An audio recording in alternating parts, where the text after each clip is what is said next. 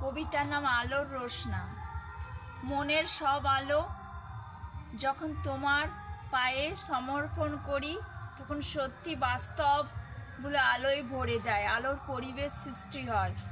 মানুষের সূত্র ধরেই মানুষের প্রেম, ভালোবাসা, সৌহার্দ্য আর প্রেমের শুভেচ্ছা লেখা থাকে আকাশের নীল দিগন্ত পেরিয়ে।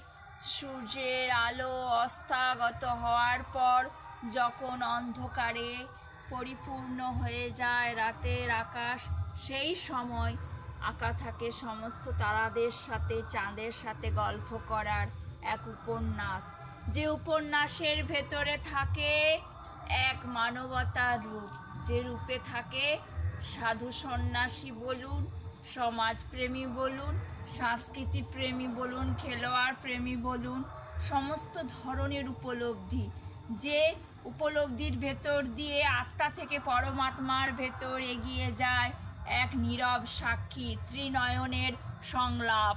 নমস্কার।